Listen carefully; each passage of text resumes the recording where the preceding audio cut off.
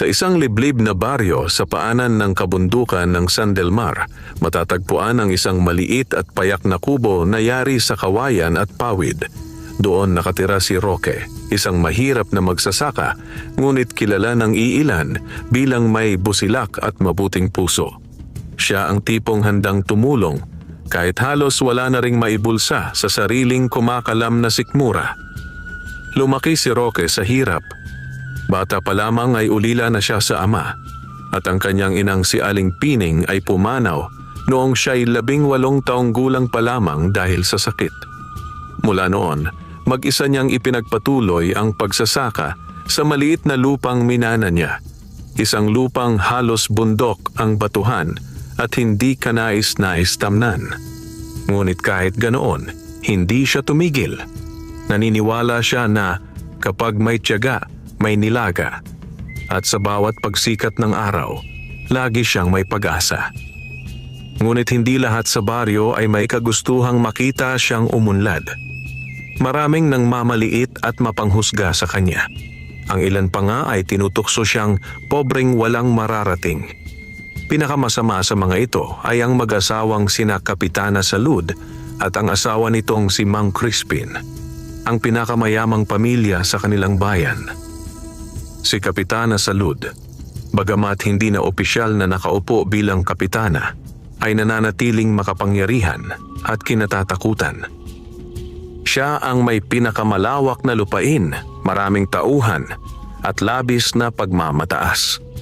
Samantalang si Mang Crispin naman ay masalita, mapang-api at laging naghahanap ng pagkakataong maliitin si Roque.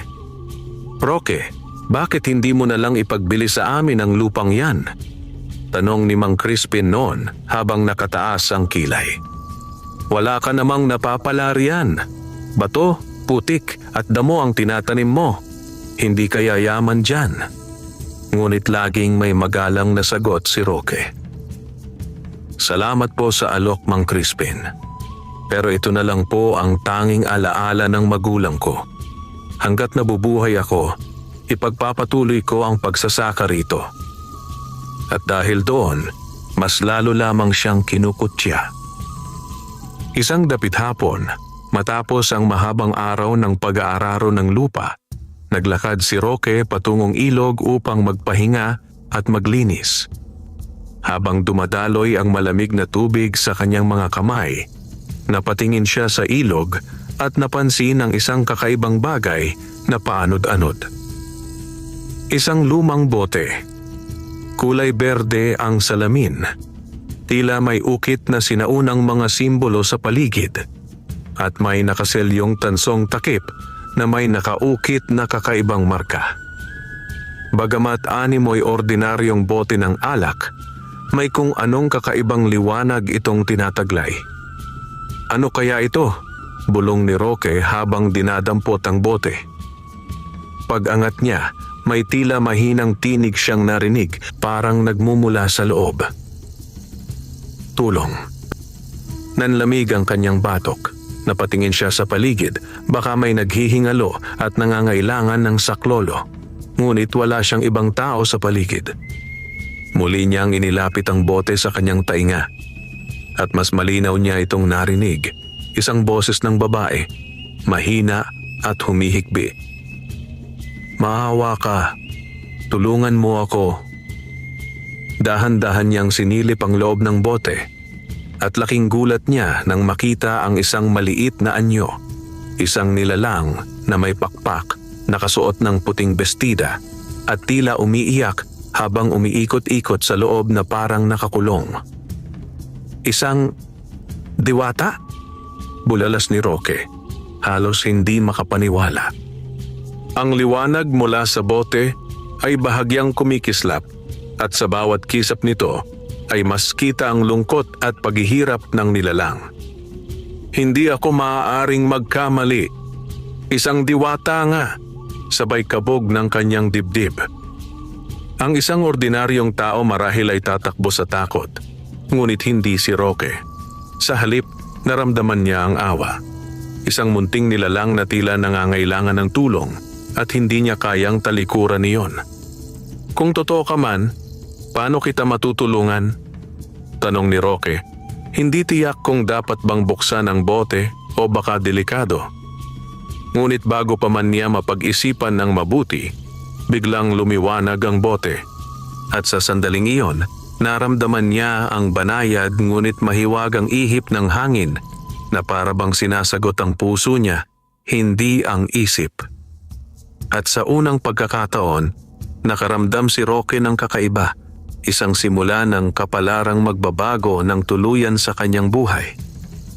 Hindi niya alam na ang pagdakila at kabutihang palaging nananahan sa kanyang puso ang mismong dahilan kung bakit siya ang napili ng kapalaran upang makatagpo ng mahiwagang nilalang na magpapabago sa kanyang tadhana at sa hinaharap susubok sa kanyang pagkatao. Hindi makapaniwala si Roque sa nakita. Ilang beses niya pang kinurap ang kanyang mga mata, baka guni-guni lamang ang lahat. Ngunit hindi naglaho ang maliit na nilalang na nasa loob ng bote. Nandun pa rin ito, umiiyak, nanghihina, tila matagal nang nakakulong. Nanginginig ang kamay ni Roque habang hawak ang bote. Diyos ko, paano nangyari ito? Bakit may diwata sa loob ng bote? Muli niyang narinig ang mahinang tinig. Pakiusap, pakawalan mo ako. Napatingin si Roque sa takip na tansong may nakaukit na kakaibang simbolo. Hindi yun ordinaryong disenyo, parang sinaunang selyong panapi o pantigil ng mahika.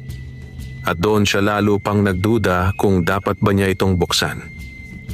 Kung diwata ka nga, baka may dahilan kung bakit ka nakakulong, bulong niya sa sarili.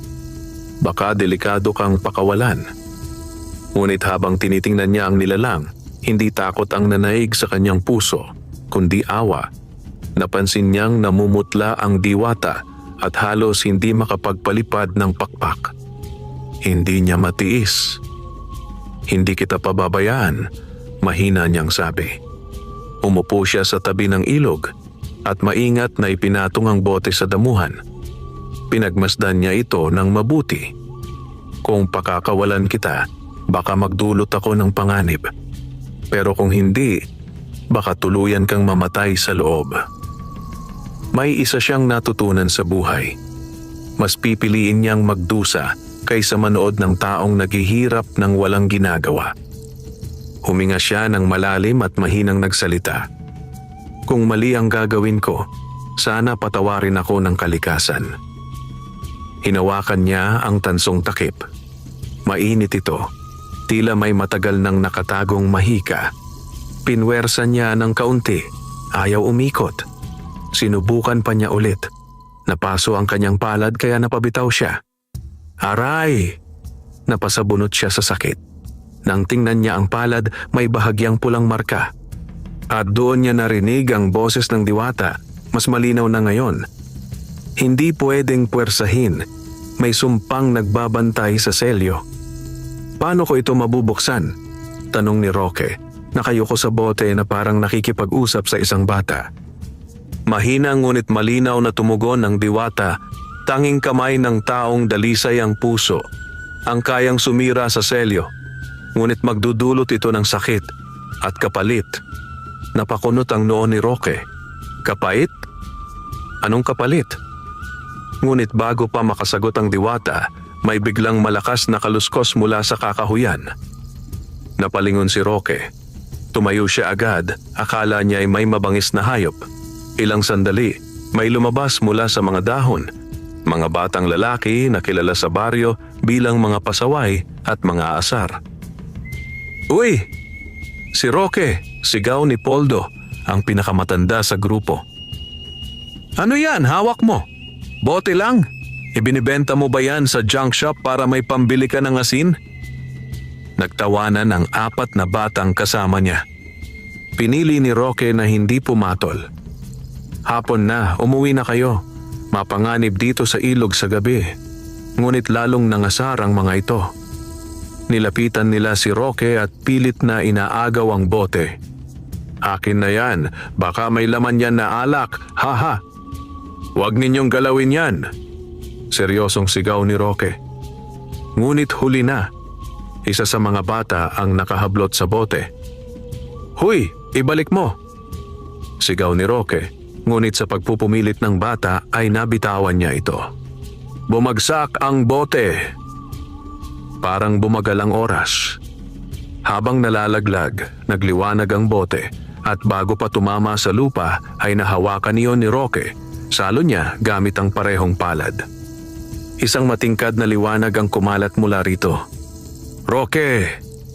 Sigaw ng isa sa mga bata, sabay takbuhan sila na parang nakakita ng multo. Naiwan si Roque, hawak ang umiilaw na bote.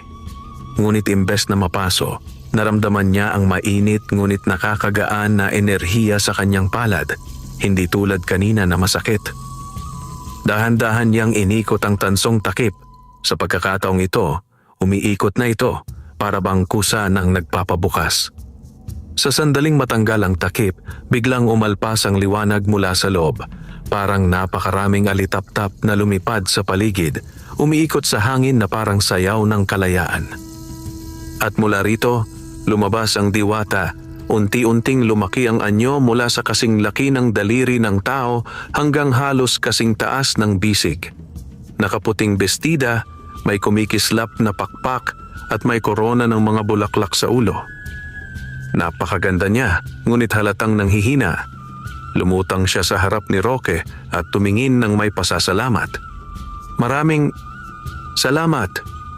Bulong ng diwata habang halos mawalan ng malay. Mabilis na sinalo siya ni Roque. "Hoy, ayos ka lang ba? Anong kailangan mo?" Bumuka ang mga mata ng diwata kahit hirap.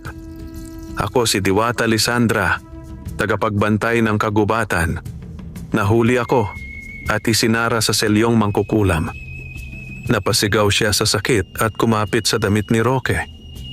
"Ngunit ikaw ang nagligtas sa akin." At bago pa man makapagsalita si Roque, nawala sa ulirat ang diwata at tuluyan siyang napahimlay sa bisig nito.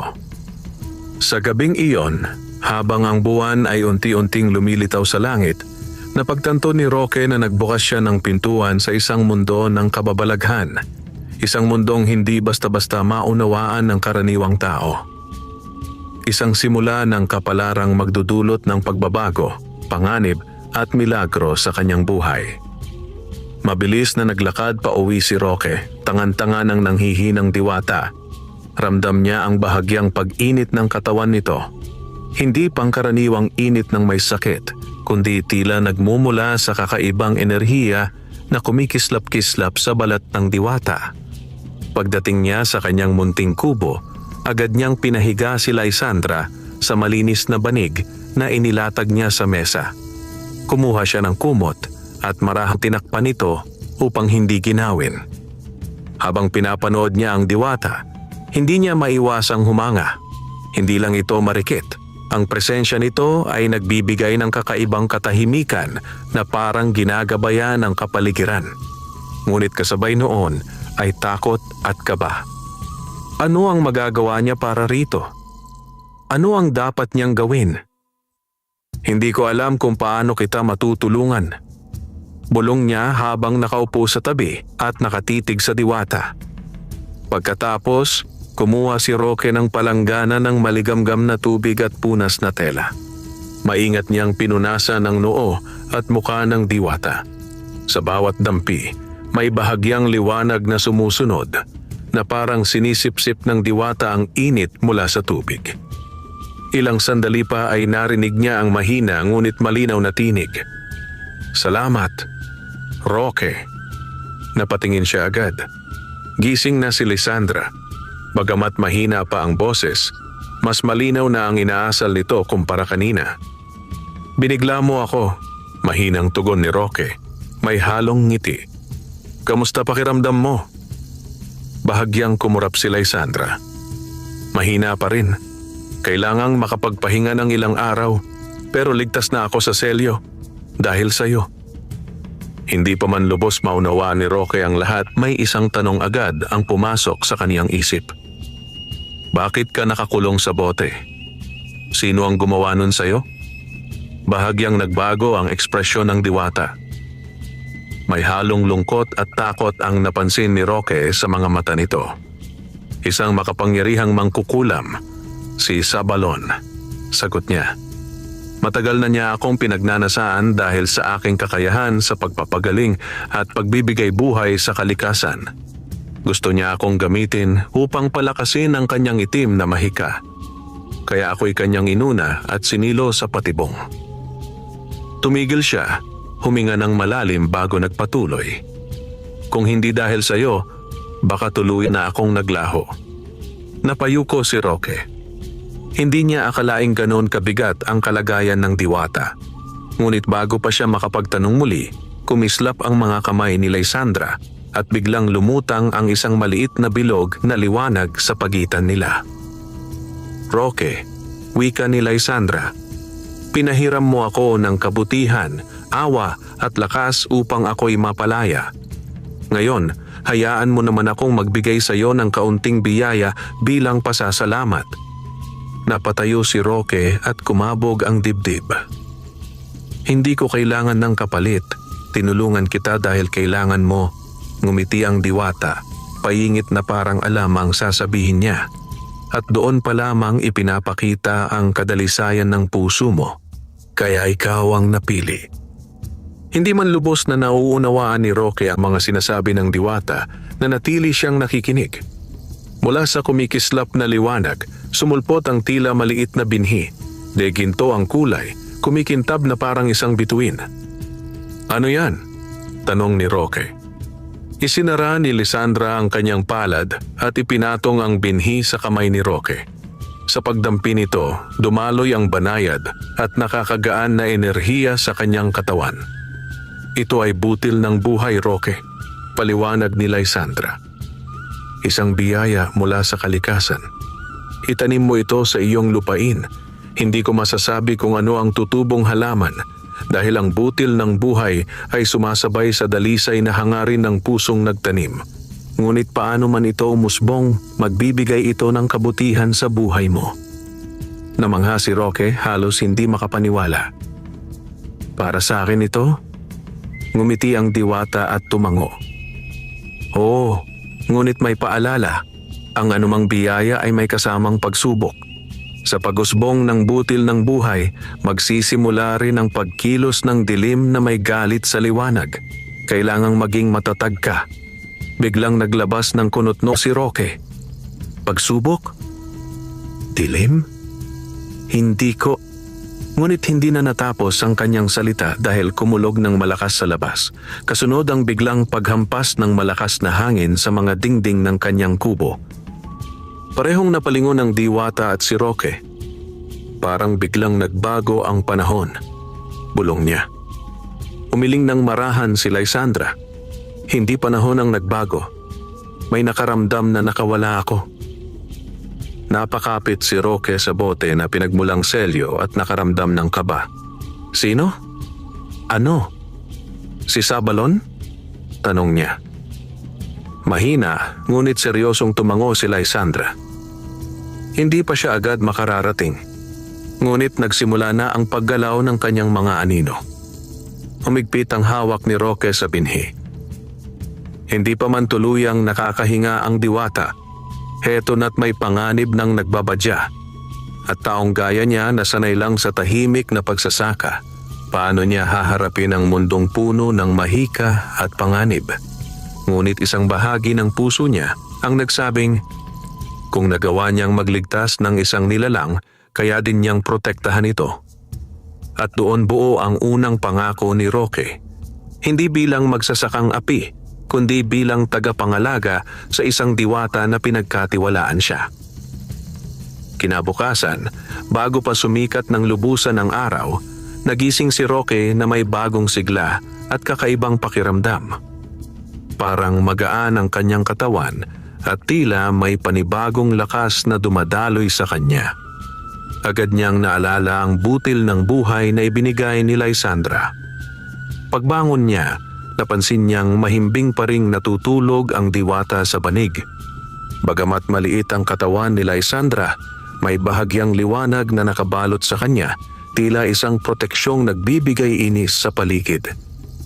Hayaan ko muna siyang magpahinga. Mahina niyang sambit bago dahan-dahang lumabas ng kubo. Sa labas ay malamig pa ang simoy ng hangin. Ang hamog sa mga dahon ay kumikislap at tila mas sariwa ang kapaligiran kaysa karaniwan. Parang nagbago ang paligid matapos dumating ang diwata. Ang mga ibon ay mas masigla ang huni at ang lupa ay tila humihinga ng mas malaya. Lumakad si Roque papunta sa gitna ng kanyang barong-barong na bukirin. Doon, sa pinakamatigas at pinakabaog na bahagi ng lupa, lumuhod siya. Kahit saan ko itanim, Lysandra ang nagsabi, kung dalisay ang puso, tutubo ito. Bulong niya sa sarili. Hinukay niya ang lupa gamit ang kanyang kamay lamang. Hindi niya alam kung bakit, ngunit sa paghukay, tila lumalambot ang lupa sa bawat dampi ng kanyang palad. Hindi na ito kasing tigas ng dati. Ipinatong niya ang gintong butil at sa sandaling dumikit ito sa lupa, kumislap ito sandali bago tuluyang natakpan ng lupang ibinalik ni Roque. Pagkatapos ay tumayo siya at nagdasal ng tahimik. Kung anuman ang biyayang ipinagkaloob, sana makatulong hindi lang sa akin, kundi sa kapwa. Pag-uwi niya sa kubo, nadatnan niyang gising na si Lysandra, nakaupo sa gilid ng banig at nakatingin sa maliit niyang tahanan. May banayad ng ngiti sa labi ng diwata. Magandang umaga, bati ni Lysandra. Nararamdaman ko ang mabuting enerhiya mula sa labas. Itinanim mo na ang butil. Tumango si Roque. Oo, itinanim ko. Hindi ko alam kung tama ang lugar, pero iyon ang pinakabaog at mahirap palaguin. Kung doon may tutubo, totoong ang himala. Isang mabuting puso ang nagtanim. Sigurado akong nakarating ang dasal mo sa lupa. Tugon ng diwata at bahagyang tumingala na parang may nararamdaman sa hangin.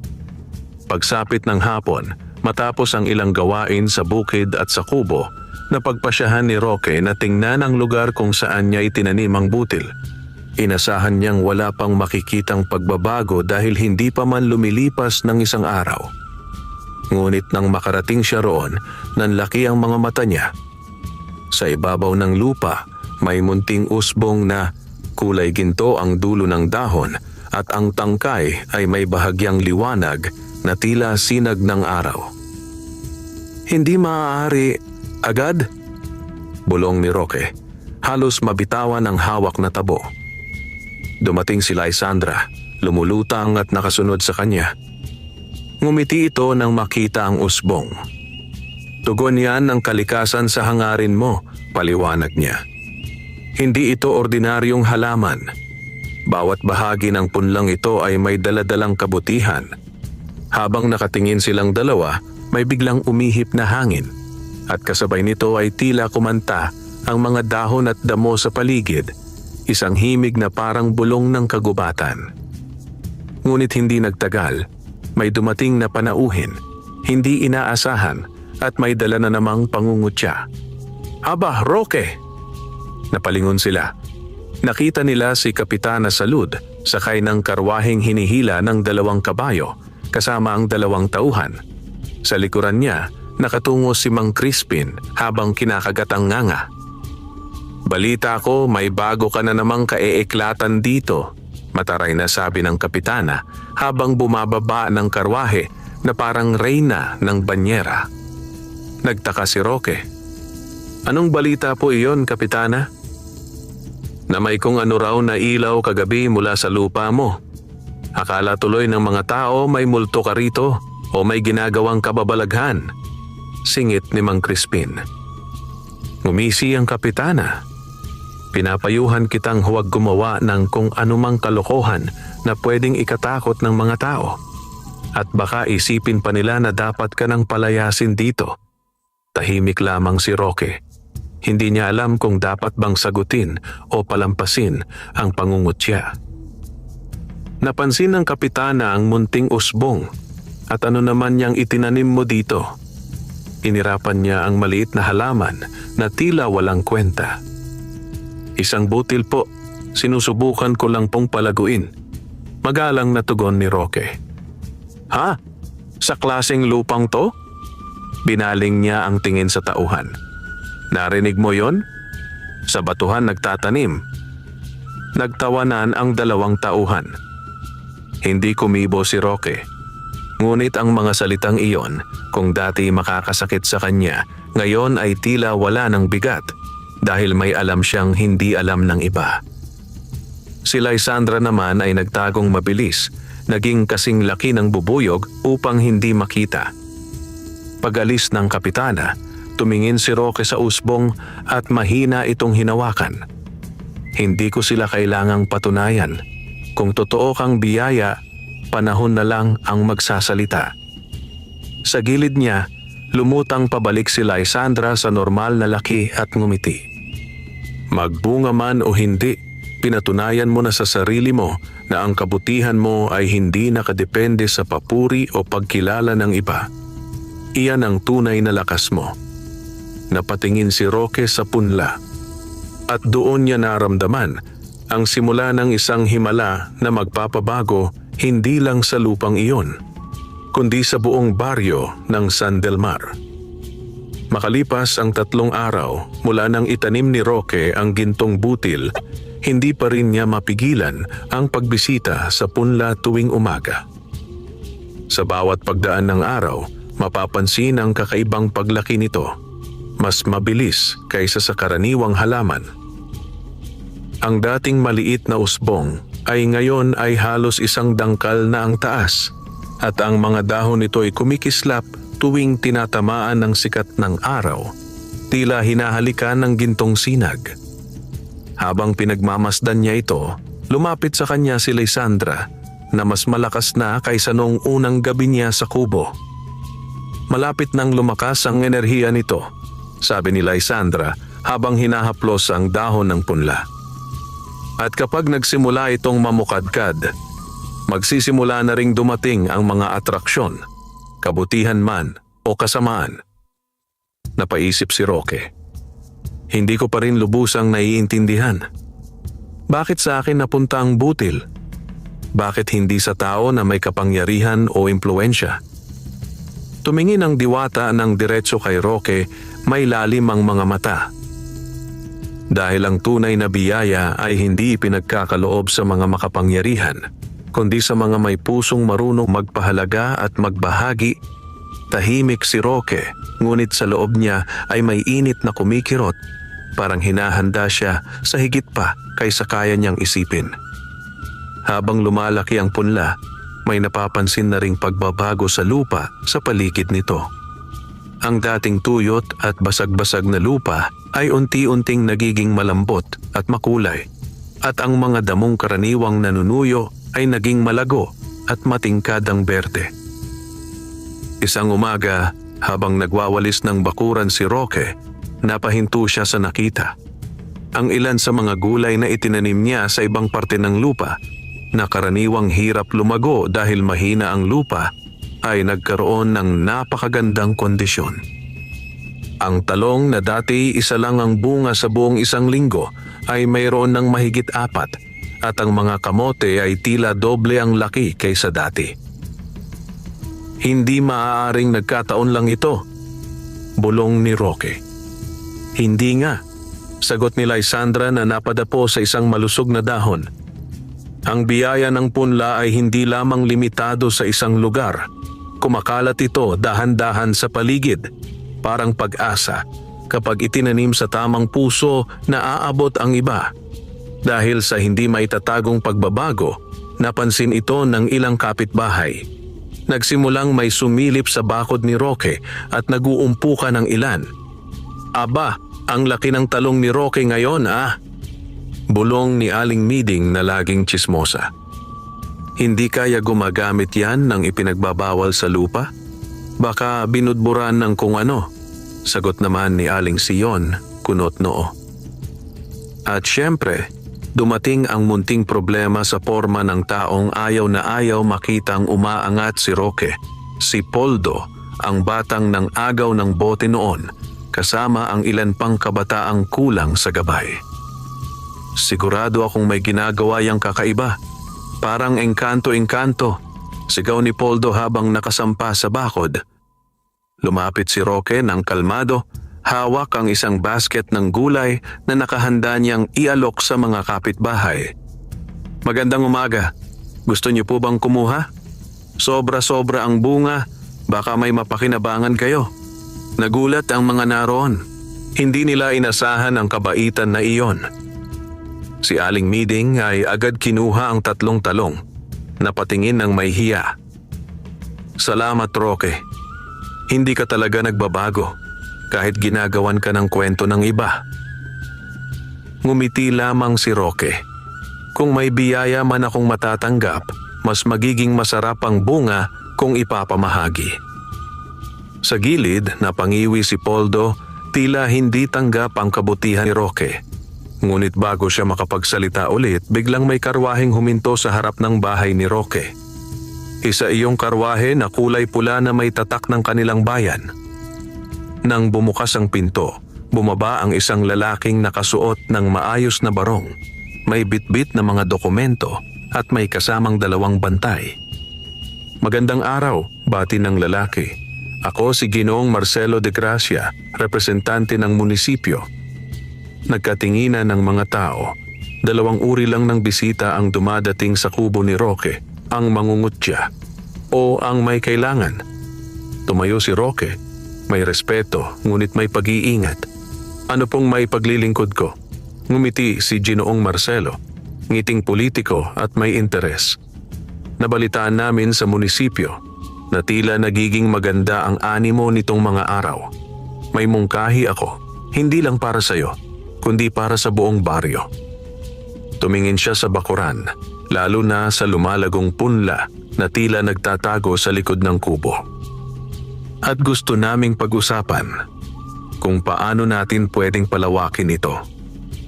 Naroon ang ngiti niya, ngunit may kakaibang lamig ang dating. Sa likuran ni Roque, marahang lumutang si Lysandra at bumulong, halos walang nakarinig. Mag-ingat ka. Hindi lahat ng may magandang ngiti ay may busilak na hangarin. At doon nagsimulang maramdaman ni Roque ang unang senyales ng pagsubok na paparating. Tahimik na pinagmasdan ni Roque si Ginoong Marcelo de Gracia, habang ang mga kapitbahay naman ay nagsitabi upang makinig. Bihira kasing bumisita ang isang tao mula sa munisipyo sa kanilang liblib na baryo, at lalong nakapagtataka na sa kubo pa ni Roque pumunta. Hindi ko po alam kung bakit ako ang pinuntahan ninyo. Magalang na sagot ni Roque. Isa lang po akong maliit na magsasaka. Bahagyang natawa si Ginoong Marcelo, hindi dahil sa biro kundi tila may pangungutya sa ilalim ng boses. Roque, huwag mong maliitin ang sarili mo.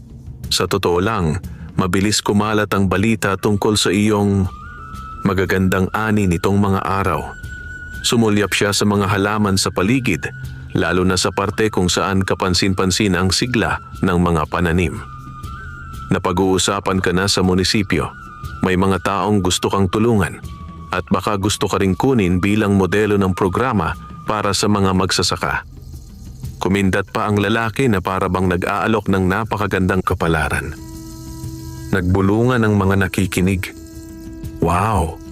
Baka sisikat si Roque. Baka yumaman na yan. Lumapit ng isang hakbang si Marcelo at itinapat ang isang folder sa kanya. Kung papayag ka, Roque, nais ka naming isama sa isang proyekto ng bayan, masaganang bukas program. Tutustusan ka namin ng kagamitan, abono, at iba pang suporta. Pero may isang kondisyon. Doon huminto ang ngiti ni Marcelo, kapansin-pansin ang pagliit ng mga mata. Kailangang ipagamit mo sa amin ang parte ng lupa mo upang pag-aralan kung ano man ang ginagawa mo rito. Narinig ni Roque ang ilang mahihinang huni mula kay Lysandra na nakatago sa likod niya kasing laki ng bubuyog upang hindi makita. Kailangan mong mag-ingat. May kapalit lahat ng alok na yan. Totoo, ang alok ay kaakit-akit. Sa unang pagkakataon sa napakahabang panahon, may taong nagpakita ng interes sa kanya hindi para maliitin siya, kundi para tulungan siya. O at least, Iyon ang ipinapakita nila. Kung tatanggapin mo ito, dagdag ni Marcelo, hindi ka na kailangang maghirap sa pagsasaka. Bibigyan ka namin ng mga bagong kagamitan, patubig, makina, at pati ang bahay mo ay maaari naming ipaayos. Nagtatalo ang isip ni Roque. Pag-asa ba ito o bitag? Tumingin siya sa mga kapitbahay. May ilang nakangiti, may ilan namang may pag-aalinlangan. Tumingin ulit siya kay Marcelo. At kung tatanggi ako? Biglang nag-iba ang ekspresyon ng lalaki. Ang ngiti ay nawala at napalitan ng malamig na tingin. Naku Roque, bakit ka naman tatanggi? Sinasabi ko sa'yo, bihira ang pagkakataong ganito. Kung tatanggi ka. Pinaikot niya ang folder. Baka masabing wala kang pakialam sa ikauunlad ng baryo. At ayaw mo rin ang tulong na ibinibigay ng munisipyo. Alam mo naman, madaling kumalat ang maling balita. Isang magalang ngunit may banta. Hindi kumibo si Roque. Ramdam niya ang tensyon, pati ang mapanuring mata ng mga kapitbahay. Ngunit bago pa siya makasagot, biglang may bumulong sa hangin. Hindi mula sa tao, kundi mula sa hangin ng kalikasan. Roque. Mahinang tinig ni Lysandra na siya lamang ang nakaririnig. Ang tunay na biyaya ay hindi ipinagpapalit sa kapangyarihan. Ang sinumang may balak kontrolin ang lupa ay hindi karapat-dapat magmay-ari nito. Huminga ng malalim si Roque. Tiningnan niya si Marcelo ng diretsahan. Nagpapasalamat ako sa alok ninyo. Magalang ang tono niya. Pero hindi ko po maibibigay ang lupang ito. Ito po ang tanging alaala ng aking mga magulang. Kung may pagunlad man dito, hayaan niyong magsimula muna sa maliit, sa sarili kong kakayahan. Umamba si Marcelo, parang hindi makapaniwala. Sigurado ka? Hindi mo kami tinatanggihan? Tinatanggihan ko po ang kondisyon. Putol ni Roque, may tapang ngunit hindi mayabang. Pero hindi ko tinatanggihan ang pagunlad. Handa po akong makinig sa anumang programa na hindi nangangailangan na kunin ang lupa ko. Tahimik ang paligid, lahat nakatutok. Saglit na napatitig si Marcelo, parang sinusukat si Roque. Pagkatapos, ngumiti siyang muli, ngiting pilit. Kung ganoon, Roque, babalikan na lamang kita kapag handa ka ng makipagtulungan ng buo. Tumalikod siya, sumakay ng karwahe, at umalis na may halong pagkadismaya at pagtataka. Habang tumataas ang alikabok sa daan, nagbuntong hininga si Roque. Roque! Pulong ni Lysandra, unti-unting bumalik sa normal na anyo. Maraming hindi tumatanggi sa ganoong alok, ngunit pinili mong manatiling tapat sa puso mo. Yan ang tunay na kayamanan. Tumango si Roque. Kung ang pag-unlad ay may kapalit na pagsuko ng sarili, hindi iyon pag-unlad. Ngumiti si Lysandra. Ngunit maghanda ka. Sa pagtanggi mo, maaaring may mga mata ng nagmamasid, hindi lang mula sa munisipyo. Mabigat ang hangin na dumampi sa kanila, tila paalala na ang susunod na pagsubok ay paparating na. At sa malayo, sa ilalim ng lilim ng kakahuyan, may isang pares ng matang mapanlinlang ang nakamasid sa kubo, may ngising mapanganib. Ang anino ni Sabalon, ang mangkukulam, ay nagsisimula ng gumalaw. Kinagabihan, matapos ang tensyong dala ng pagbisita ni Ginoong Marcelo, maagang nagsara ng pinto si Roque.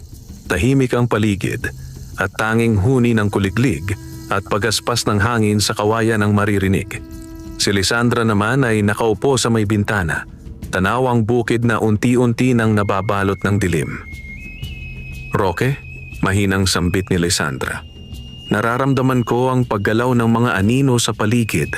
Lumalapit sila. Hindi pa sila handang umatake, ngunit nagmamatsyag na sila. Naglagay si Roque ng maliit lampara sa gitna ng kubo, saka naupo sa gilid ng banig. Sino ba talaga ang mangkukulam na iyon? Bakit napakalaki ng interes niya sa'yo? Huminga ng malalim ang diwata, ang tingin ay tila humihiwalay sa kasalukuyan. Si Sabalon, ay hindi ordinaryong mangkukulam. Isa siyang dating tagapangalaga ng isang sagradong kagubatan, tulad ko. Ngunit pinili niyang talikuran ng liwanag at yakapin ang madilim na mahika upang maging makapangyarihan. Pinaniniwalaan niyang kung makukuha niya ang aking kakayahan sa pagpapagaling, maaari niyang baguhin ang balanse ng kalikasan at gawin itong sunod sa kanyang kagustuhan. Naguluhan si Roque. Pero bakit ikaw? Maraming diwata, hindi ba? Hindi lahat ay ipinanganak na may busilak na kakayahang magbigay buhay, paliwanag ni Lysandra. At sa dami ng mga nasirang kagubatan, natitirang iilan na lang sa amin ang may kakayahang magpanumbalik ng kalikasan. Ako ang pinakahuling tagapagbantay ng lunasang kagubatan. Kaya ako hinuhunting. Saglit na natahimik si Roque. Mabigat ang impormasyong iyon. Higit pa sa inaasahan niyang maririnig. Hindi niya alam na ang simpleng pagtulong niya sa isang nilalang ay may kasamang panganib na halos hindi masukat. Kung ganoon, sabi niya, mas delikado pala ang kalagayan mo kaysa sa inaakala ko. Dapat kang protektahan, Lysandra. Nagulat ang diwata sa determinasyon sa tinig ni Roque. Ngunit bago siya makasagot, biglang umihip ang malamig na hangin sa loob ng kubo kahit sarado ang mga bintana. Swoosh! Napatingin si Lysandra sa pinto. May paparating. May katok na dumagundong sa katahimikan. Tok! Tok! Tok! Napatingin si Roque kay Lysandra. Wala itong sinabi, ngunit ang mga mata niya ay malinaw. Mag-ingat. Dahan-dahang tumayo si Roque at binuksan pinto. Bumungad sa kanya si Aling Miding, ang tsismosang kapitbahay, halatang kabado at namumutla. Roque, nanginginig na sabi nito. Pwede ba? Makitulog muna kami dito? Nararamdaman namin parang may umaaligid sa mga bahay namin. Parang may mga matang nanonood sa dilim. Sa likod ni Aling Miding ay naroon ang dalawa pang kapitbahay, nakayakap sa sarili, dala ang mga kumot at sako. Kita sa mga mata nila ang takot. Hindi na nagdalawang isip si Roque. Oo naman, pumasok kayo, huwag kayong matakot. Habang pinapapasok niya ang mga ito, nagpalit ng anyo si Lysandra, naging maliit na liwanag at nagtago sa gilid upang hindi makita. Salamat Roque, sabi ng isa pang kapitbahay. Wala kaming maisip puntahan. Ikaw lang ang naisip namin. Napaisip si Roque. Kung siya lang ang naisip nila, may ibig sabihin iyon. Kahit minamaltrato siya ng ilan, may tiwala pa rin ang iba sa kabutihan niya. Matapos silang makapasok, isinara ni Roque ang pinto. Naglagay ng mas maraming lampara at nagsindi ng insenso laban sa lamig. Sa labas, tila may mahihinang yabag na umaaligid sa lupa. Parang may mabibigat na paa na dumadaan sa paligid ng kubo. Thump, thump, thump. Napapikit si Roque. Kahit siya ay kinikilabutan, ngunit hindi niya pinakita ang takot. Mula sa maliit na bintana, marahang sumilip si Lysandra. Sa labas, sa lilim ng mga puno, may itinim na malausok na nilalang na gumagalaw. Hindi malinaw ang anyo, pero ang presensya nito ay nagbibigay ng matinding lamig sa hangin. Mga anino sa balon, mga alagad na ipinadadala upang magmanman. Roque, bulong ni Lysandra, hindi sila papasok ngayong gabi. Tinitingnan pa lamang nila kung gaano kalakas ang proteksyon mo. Ngunit darating ang panahon. Susubukan nilang pumasok. Kailangan nating paghandaan iyon. Tumingin si Roque sa mga natutulog na kapitbahay sa sahig. Bagsak sa pagod at takot. Sa sandaling iyon, may kumislap na bagong determinasyon sa kanyang puso. Hindi ko hahayaang may mapahamak, mariing sambit niya. Kung ang pagligtas ko sa iyo ang nagdala ng panganib, ako ang dapat unang humarap dito. Nagulat si Lysandra sa sinabi niya. May paghanga sa kanyang mga mata. Hindi lahat ng tao, Roque, kahit may mabuting puso, ay may tapang na harapin ang dilim. Ikaw, kakaiba ka. Ngunit si Roque ay napatingin sa kanyang kamay, tila may hinahanap. Kakaiba ba? Bulong niya sa sarili. O baka sinusubukan lang akong maging matapang dahil wala nang ibang gagawa? At bago sila makatulog, isang mahina ngunit kakaibang tunog ang nagmula sa lupa sa labas. Parang may halamang mabilis na umuunlad. Lumingon si Lysandra at kumunot ang noo. Nagsisimula na ang rurok ng pagbabago ng punla. Kapag namulaklak iyon, magbabago ang takbo ng tadhana mo. At sa labas, sa liwanag ng buwan, ang punla ay unti-unting nagkaroon ng puting usbong sa gitna, senyales ng nalalapit nitong pamumulaklak. At kasabay niyon, lalong naglalapit ang panganib. Kinabukasan, bago pa sumikat ang araw, nagising si Roque sa tila banayad na musika mula sa labas. Hindi iyon karaniwang huni ng ibon o kaluskos ng dahon. Ito'y parang mahinang awit ng hangin na may dalang kapayapaan. Maingat siyang tumayo upang hindi magising ang mga kapitbahay na natulog sa sahig ng kubo. Pagbukas niya ng pinto, nanlaki ang kanyang mga mata. Ang punlang itinanim niya ay ngayon ay halos 3 talampakan na ang taas. Ang mga dahon nito ay malaginto ang gilid, parang sinulid ng araw, at ang gitna nito ay nagbukas ng isang napakaliwanag na puting bulaklak, kumikislap na tila sinag ng buwan at araw na pinagsama. Hindi niya napigilang mapalapit. Napakagandang tanawin. Para siyang nakatingin sa isang milagro na bihira kahit sa mga kwento. Ilang sandali pa, lumabas si Lysandra mula sa kubo, nakalutang ng banayad. Huminto siya sa tabi ni Roque at napangiti habang nakatanaw sa bulaklak. Ang bulaklak ng liwanag, mahinang sambit ng diwata. Hindi ko inakalang mamumulaklak ito ng ganito kabilis. Ibig sabihin, napakalinis ng hangarin mo nang itinanim mo ito. Napalingon si Roque. Ano ang ibig sabihin ng pamumulaklak nito? Tumingin si Lysandra sa bulaklak ng may paghanga at bigat. Ang pamumulaklak na ito ang unang tanda ng pagising ng biyaya. Ipagkakaloob nito ang unang kapangyarihang kailangan mo upang harapin ang dilim. Ngunit tandaan, bawat biyaya ay sinusundan ng pagsubok. Habang pinagmamasdan nila ang bulaklak, biglang bumukas ito ng mas malawak at mula sa gitna ay lumabas ang munting butil, bilog, kumikislap at may kulay ginto. Dahan-dahan itong bumaba patungo sa kamay ni Roque.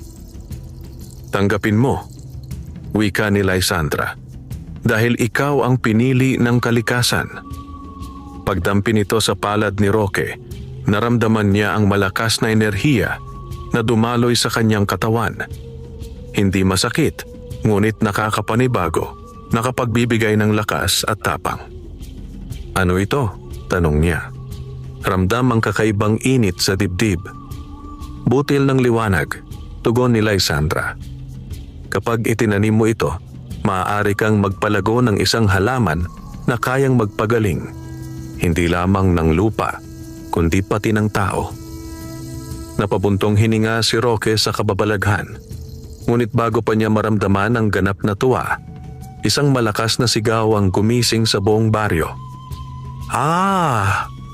Tulungan ninyo ako. Agad na nagkatinginan sina Roque at Lysandra at mabilis na tumakbo palabas si Roque. Sa may gilid ng daan, nakita niya si Mang Cardo, ang magsasakang kapitbahay na kilala sa pagiging masungit at madamot. Halos gumapang ito sa putikan, hawak ang kanyang mga binti na may itim na marka, parang paso ngunit may hugis ng kamay. Anino, may aninong humawak sa akin sa bukirin, nanginginig na sigaw ni Mang Cardo.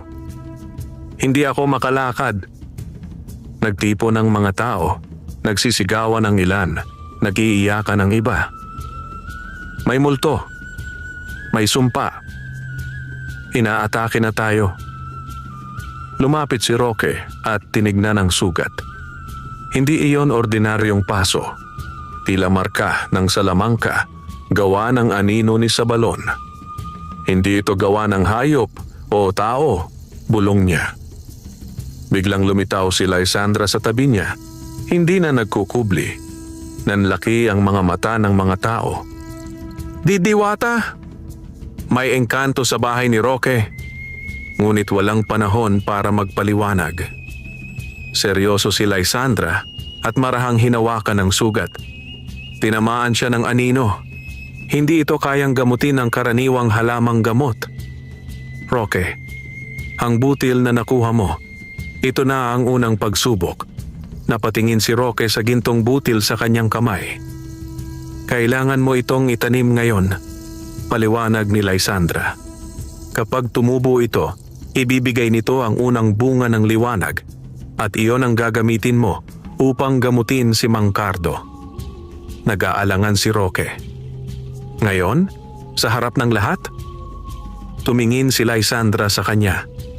Ang kabutihan ay hindi dapat ikubli, Roque. Lalo na kung kaya nitong iligtas ang iba. Binalingan ni Roque ang mga tao. May takot, duda at pagkalito sa mga mata nila.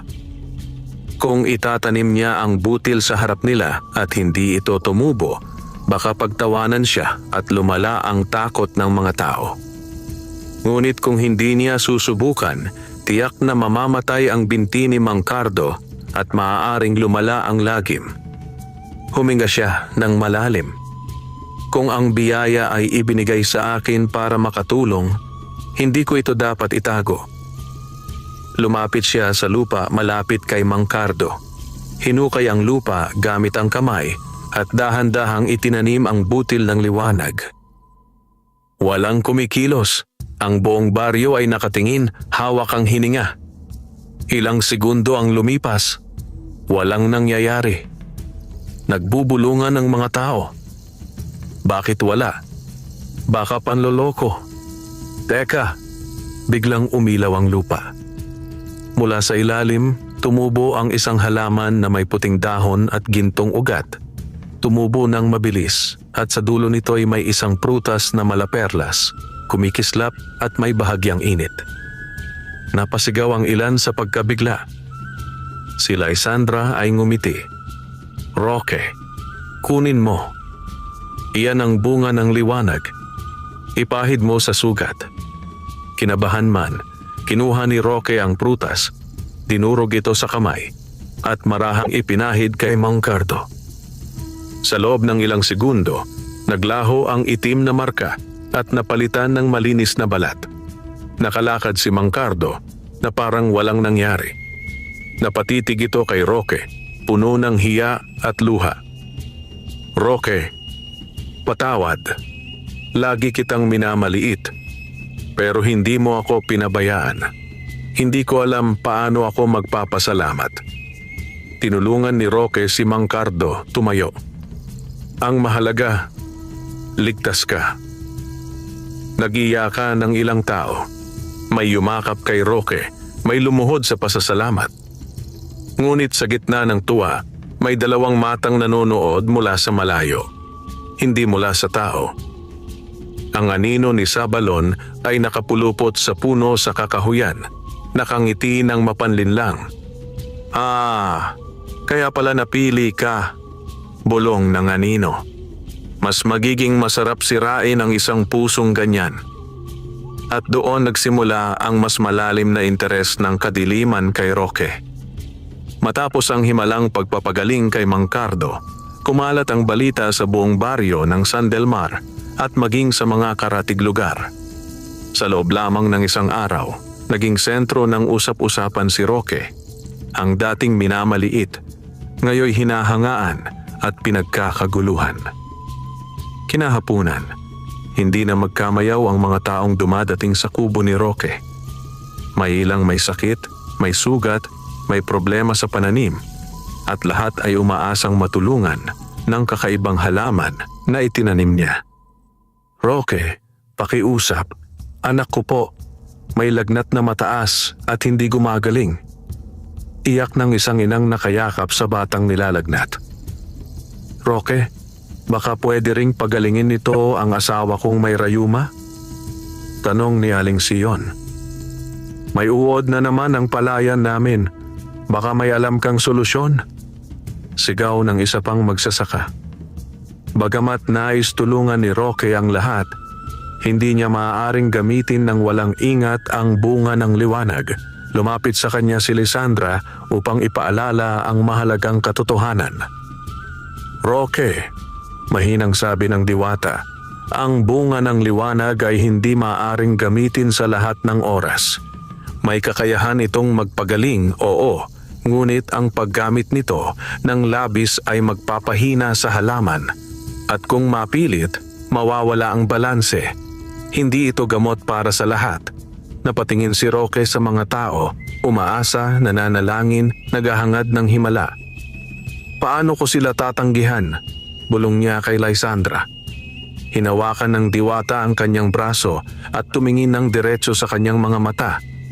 Roque, ang kabutihan mo ang dahilan kung bakit ka napili. Ngunit tandaan, ang kabutihan na walang hangganan ay nagiging kapahamakan. Kailangang may takda, may pagpili at may tama. Malalim na sumimsim si Roque ng hangin. Alam niyang tama ang diwata. Kaya't sa halip na gamutin agad ang lahat, nagsalita siya sa mga tao ng may kababaang loob. Makinig po kayo, panimula niya. Hindi ko man kayang pagalingin ang lahat ngayon. Handa po akong tumulong sa abot ng aking makakaya.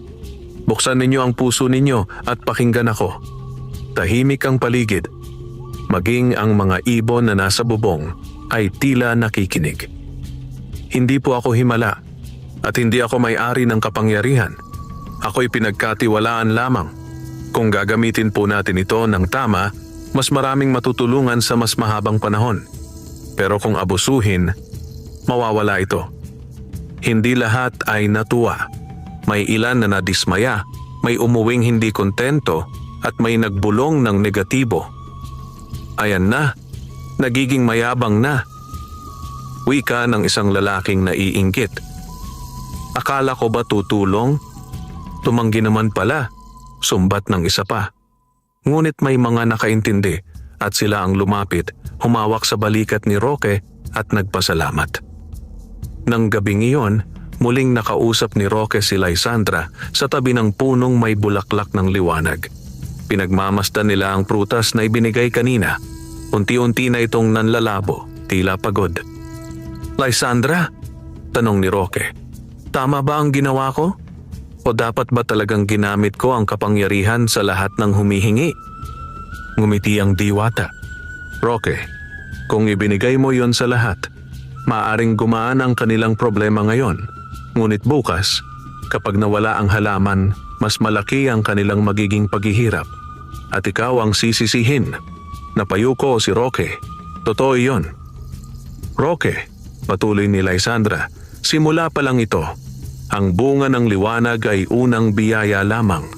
Mayroon pang kasunod na 2 biyaya, ngunit mas mabibigat ang kapalit at pagsubok. At ang kadiliman, lalo ring lalakas sa bawat biyayang matatanggap mo. Inangat ni Roque ang tingin, nagtataka. 2 pa? Bakit ako?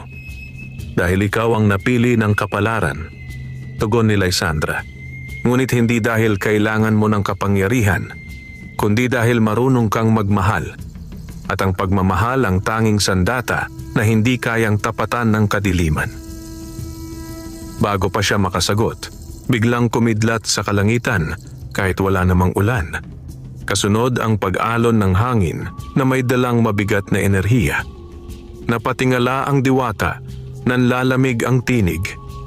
Roque, hindi iyon ordinaryong bagyo. Dumarating na ang unang galaw ni Sabalon. Kinabukasan, nagulantang ang buong bayan ng San Del Mar. Sa may bukirin, isang itim na ulap ang unti-unting bumabalot sa mga pananim ng ilang magsasaka. Ang mga halaman ay mabilis na nalalanta. Ang mga ugat ay nagiging marupok. At ang lupa'y parang binabalutan ng anino. Anong nangyayari? Parang sinasakal ang mga halaman. May sumpa. may sumpa sa palayan. At bilang hindi maiiwasan, kay Roque tumuro ang mga mata ng takot at panghuhusga. Hindi ba't matapos ang ginawa ni Roque kagabi, bigla na itong nangyari? Baka may nilabas siyang engkanto na nagalit. Baka sumpa to dahil may tinatago si Roque. Mabilis kumalat ang takot tulad ng apoy. Si Mang Crispin, ang asawa ni Kapitana Salud, ang unang sumigaw. "Roque, ano bang ginawa mo? Ikaw ang dahilan nito, hindi ba?" Napalibutan si Roque ng mga tao at kahit ang ilan na tinulungan niya kahapon ay nag-aatubiling ipagtanggol siya ngayon. Nakita ni Lysandra ang takot at pagkalito sa mata ni Roque. Lumapit siya, maraang hinawakan ang balikat nito. "Roque, ito na ang unang pagsubok ng puso mo. Harapin mo sila, hindi para ipagtanggol ang sarili, kundi para patatagin ang tiwala nila." Huminga ng malalim si Roque. Hindi niya alam kung paano niya makokontrol ang nangyayaring ito. Ngunit isa lang ang tiyak. Hindi niya hahayaang sirain ng takot ang kabutihan na unti-unting nabubuhay sa baryo.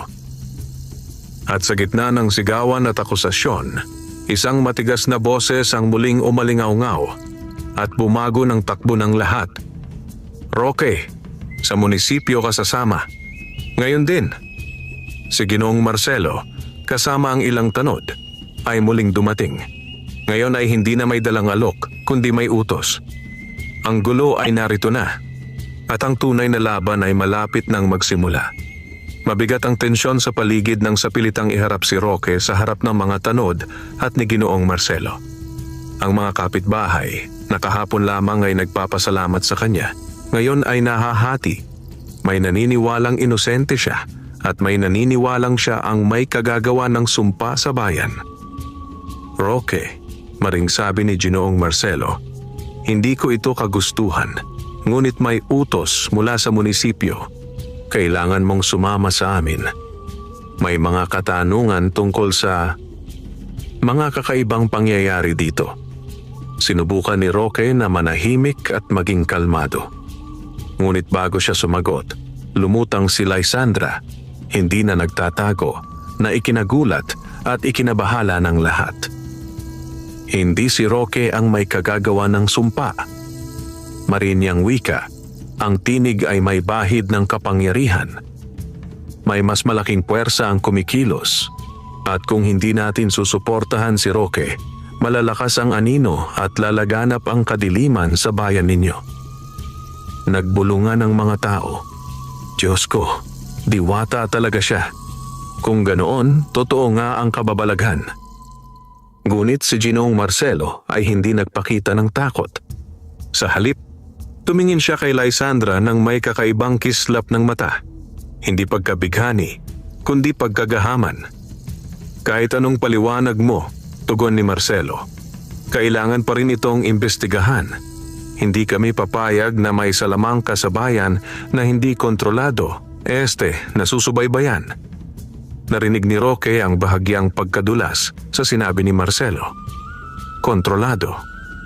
Doon niya tuluyang naunawaan ang tunay na motibo, hindi pagtulong, kundi pag-angkin sa kapangyarihan. Pumagit na si Roque, iniangat ang kamay. "Kung kailangan ninyo akong kausapin, sasama ako, pero hindi upang ipagtanggol ang sarili. Sasama ako upang ipakita na wala akong ginagawang masama. Kung ganoon," sagot ni Marcelo, "sumama ka sa amin." Ngunit ilang hakbang pa lamang sila, biglang umuga ang lupa. Dugdug dugdug dug. Nagsigawan ang mga tao. May mga nadapa. May tumakbong pabalik sa bahay. Mula sa hangin, umalingaw-ngaw ang isang malalim, nakakatakot na tinig. "Roque." Halos mabingi ang lahat sa lakas ng tinig na iyon. Hindi ito tinig ng tao. Nang huminto ang paguga, biglang lumamig ang hangin. Ang kalangitan ay tila nagdilim kahit tanghali. Ang hangin ay may dalang amoy ng sinunog na kahoy at nabubulok na dahon. Tumingala ang lahat. Sa may hangganan ng kakahuyan, may itim na ulap na unti-unting nag-iipon, paikot, parang ipu-ipong nagbabalak bumagsak sa bayan. Mula sa ulap ay lumabas ang isang anino, mahaba, nakakabalot ng usok na parang buhay. Hindi pa malinaw ang katawan nito, ngunit ang presensya pa lamang ay sapat na upang manginig ang mga tuhod ng sinuman. Si Lysandra ang unang nagsalita. Sa balon, biglang humampas ang isang bugso ng itim na hangin mula sa ulap papunta sa bayan. "Lumayo kay Roque!" Sigaw ni Sabalon, ang tinig ay parang may dagundong ng kulog. Maraming pananim ang nalanta sa isang iglap. Nanlaki ang mata ni Roque. Hindi siya tumakbo, hindi siya umatras. Sa halip, tumayo siya sa gitna ng kalsada, harapan ng bayan, kahit walang kapangyarihan upang lumaban. "Kung ako ang kailangan mo," sigaw ni Roque, "ako ang kaharapin mo. Huwag mong idamay ang mga tao." Nabigla si Lysandra. "Roque, huwag." Ngunit huli na. Tumingin ang anino kay Roque at mula rito ay unti-unting nabuo ang nakakatakot na anyo ni Sabalon. Matangkad, may mahabang balabal na gawa sa itim na usok, ang mga matay pulang-pula at lumalagablab.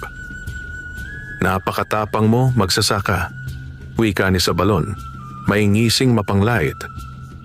"Pero hindi tapang ang kailangan ko sa iyo, kundi pagsunod." Itinaas ni Sabalon ang kamay at isang itim na enerhiya ang tumama sa lupa sa harapan ni Roque. Nabiyak ang lupa at ang mga anino ay kumalat sa paligid, parang mga ahas na gumagapang papalapit. Tumingin si Roque kay Lysandra. "Ano ang dapat kong gawin?" "Ang butil ng liwanag na tinanggap mo, gamitin mo ang lakas nito." Sagot ng diwata, inilagay ang kamay sa dibdib niya. "Roque, maniwala ka. Ikaw ay pinili, hindi dahil sa lakas mo, kundi dahil sa puso mo." Hinawakan ni Roque ang lugar kung saan niya itinago ang enerhiya ng butil ng liwanag. Sa sandaling iyon, muling nagbalik sa alaala niya ang bawat kabutihang ginawa, bawat tao na tinulungan niya. Sumiklab ang isang puting liwanag mula sa kanyang puso, hindi apoy, hindi espada, kundi banal na enerhiya ng kabutihan. Nagulat maging si Sabalon. "Hindi maaari, hindi pa dapat ngayon." Inilapit ni Roque ang kamay sa lupa at mula sa liwanag ay tumubo ang isang pabilog na harang na puting liwanag na bumalot sa buong bayan. Nang subukan ng mga anino ni Sabalon na tumawid, sila'y naglaho. Napasigaw si Sabalon sa galit. Ang tinig ay yumanig sa paligid. "Hindi mo ako mapipigilan ng matagal, Roque. Babalik ako. At sa susunod, hindi na ako papatay ng paunti-unti, kundi lilipulin ko ang buong bayan mo." At sa isang iglap, nagsabog siya ng itim na usok at naglaho sa kawalan. Unti-unting umangat ang liwanag na harang at ang kalangitan ay bumalik sa normal. Ang mga tao ay natigilan, walang makapagsalita. Maraming naluluha sa takot at pagkamangha sa naganap. Lumapit si Mang Crispin, nanginginig at nahihiya. "Roque, patawad. Nagkamali kami. Lahat kami. Pinagdudahan ka pa namin." Sinundan siya ng marami pang kapitbahay. Nagsusumamo ng tawad, nagpapasalamat, umiiyak. Ngunit ngumiti lamang si Roque. Pagod ngunit payapa. "Hindi ko kailangan ng awa o papuri. Ang kailangan natin ay pagkakaisa dahil babalik siya. At kapag bumalik siya, hindi na ako pwedeng mag-isa." Tumingin siya kay Lysandra. "At kung lalabanan natin si Sabalon, kailangan nating protektahan ang lupang ito, ang biyayang ibinigay at ang isa't isa." Tumango si Lysandra, may matatag na ngiti. At sa susunod na yugto, "Roque, hindi lamang ang biyaya ang lalago, kundi pati ang iyong kapalaran." Habang ang baryo ay nagtipon sa paligid nila, may iisang damdamin ang nabuo, pag-asa. Ngunit sa malayo, sa tuktok ng bundok, nakamasid si Sabalon at may kasama ng 2 nilalang sa kanyang tabi, mga makapangyarihang alagad na handang sumalakay sa tamang panahon. Nakangiti siya. Maghanda ka, Roque. Ang unang yugto ay tapos na. Sa susunod, hindi na puso mo lang ang susubukan ko, kundi ang kaluluwa mo. At nagsimula ang tunay na digmaan ng liwanag at dilim. Wakas.